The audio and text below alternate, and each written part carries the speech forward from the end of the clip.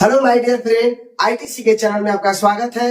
मैं इंद्रजीत कुमार आप लोगों को ये कह रहा हूँ कि आप जो भी तैयारी कर रहे हैं आपको उसमें कामयाबी जरूर मिले। ईमानदारी से काम करते रहिए, पढ़ते रहिए, आपको एक न दिन कामयाबी जरूर मिलेगी। तो हम पैरामेडिकल और पॉलिटेक्निक के लिए स्पेशल कोर्स लेकर आए हैं और चल रहे हैं एपिसोड बाय एपिसोड लेकर, लगातार वीडियो अपलोड होता जा रहा है न्यूमेरिकल के साथ। ठीक है, तो आज चलेंगे फिजिक्स में लाइट चैप्टर में आपको पढ़ा रहे समतल दर्पण, और आज पढ़ेंगे समतल दर्पण की फोकस दूरी और क्षमता वास्तव में कितनी होती है, उसका वैल्यू क्या होता है। बहुत इंपॉर्टेंट चीज लेकर आए हैं, तो थोड़ा सा ध्यान से जुड़े रहिए इस वीडियो से। तो थोड़ा चलते आगे। देखिए, समतल दर्पण की फोकस दूरी और क्षमता दोनों निकालेंगे। ठीक है, तो हमने मान लेते हैं कि गोलीय दर्पण का फिगर बना है, ये गोलीय दर्पण का ही एक भाग है। यदि मान लेते हैं ये इसको इसके रेडियस को अगर बढ़ा दिया जाए, वक्रता त्रिज्या को अगर बढ़ाने के बाद में इसको सोज कर दिया जाए, एकदम पूरा सोज एकदम पूरा बढ़ा दिया जाए, तो एक प्रकार का अगर देखेंगे तो समतल दर्पण हो जाएगा ये। ठीक है ना, गोलीय दर्पण का ही एक भाग है। ये जब इसका रेडियस इसको वक्रता त्रिज्या को बढ़ाएंगे तो लगेगा कि एकदम पूरा एकदम सीधा हो गया, स्ट्रेट लाइन में हो गया। और या तो इसको काट कर छोटा सा भाग इसको निकाल देंगे तो आपको क्या बन जाएगा, प्लेन मिरर। ठीक है ना, तो यहाँ पे देखते हैं प्लेन मिरर बनाते हैं। देखिए, प्लेन मिरर बनाने के बाद में यानी समतल दर्पण बनाने के बाद में प्लेन मिरर के बारे में सब आपको वीडियो में डाला गया है, इस लिंक के द्वारा देख लीजिएगा। देखिए, इसको हम कलई कर रहे हैं। इधर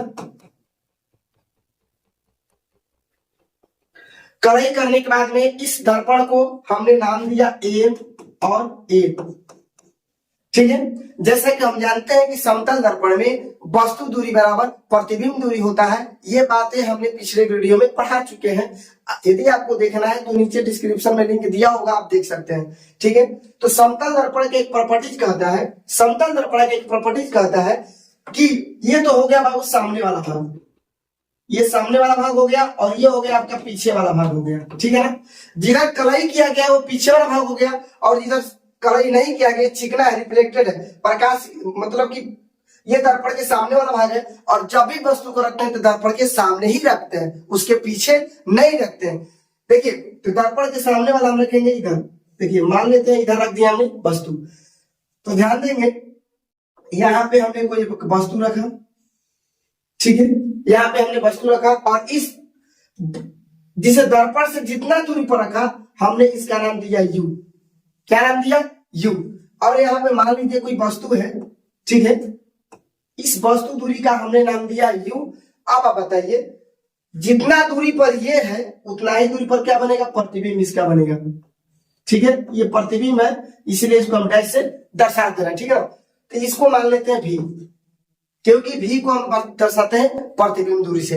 एक बात आपको जान लेना अति आवश्यक है कि दर्पण के सामने जितनी भी राशियां होती है ऋणात्मक होती है। क्या होती है, ऋणात्मक। तो यहाँ पे लिखेंगे वस्तु दूरी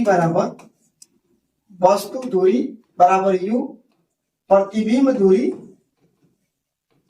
दूरी बराबर क्या माना है, भी। क्या माना, भी।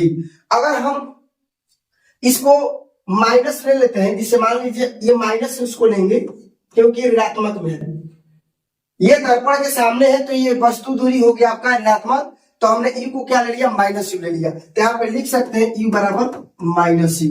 क्या लिख सकते हैं, यू बराबर माइनस यू।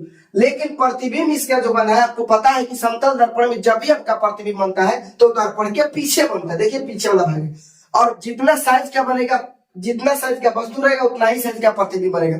जितनी दूरी पर वस्तु को रखेंगे उतना ही दूरी पर उसका प्रतिबिंब बनेगा। ये समतल दर्पण की विशेषता है।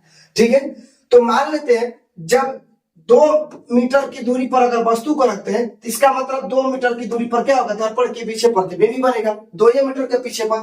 तो इसका मतलब ये हुआ कि U बराबर क्या हो जाएगा, भी। U बराबर क्या हो जाएगा, भी। तो भी बराबर जब U हो जाएगा, क्यों, समतल दर्पण की विशेषता से। तो अब आते हैं बाबू, चलते हैं गोलीय दर्पण के सूत्र से।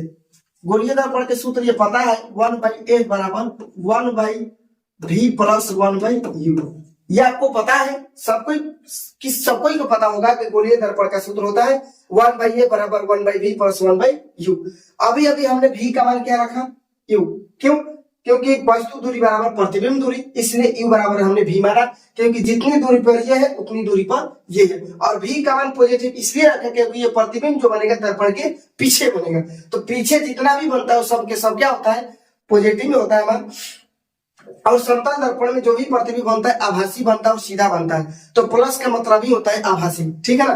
तो अब देखिए 1/v, v का मान हमने क्या रख दिया, u रख दिया, ठीक है। अब देखिए ये u बराबर वस्तु दूरी u है बट क्या है ऋणात्मक में, इसलिए इसका मान -u हो जाएगा, ठीक है। अब देखिए 1/u ये प्लस माइनस क्या हो गया माइनस, ये दोनों कट जाएगा, कितना आएगा 0।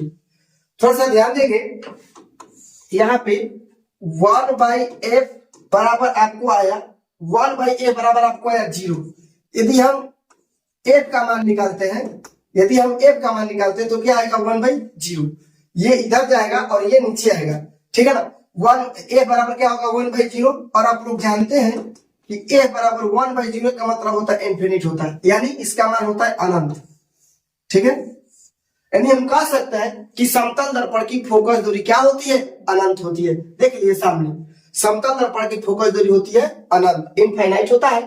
आप देखते हैं निकालते हैं उसका क्षमता, समतल दर्पण की क्या निकालेंगे, क्षमता। जब समतल दर्पण की फोकस दूरी अनंत हो गया तो वास्तव में देखेंगे कि इसका क्या होगा, क्षमता कितना होगा। तो क्षमता के लिए हम यहाँ पे देखेंगे, निकाल रहे बाबू क्षमता। और जानते हैं कि समतल दर्पण की क्षमता को हम किसे दर्शाते हैं, P से, पावर, ठीक है ना। तो P बराबर आप पढ़े 1/f मीटर में होता है, P बराबर 1/f मीटर में होता है। तो यहाँ पे f का मान देखिए क्या है 1/0, वास्तव में देखिए कि f का मान क्या है 1/0। तो अगर P बराबर हम डालेंगे 1/f का मान क्या डालेंगे 1/0, देखिए f का मान हमने क्या डाल दिया 1/0, तो ये 0 कहाँ जाएगा, ये 0 ऊपर जाएगा, तो P बराबर हो गया, ये उलट कर ऊपर चला जाएगा, तो 0 × 1/1।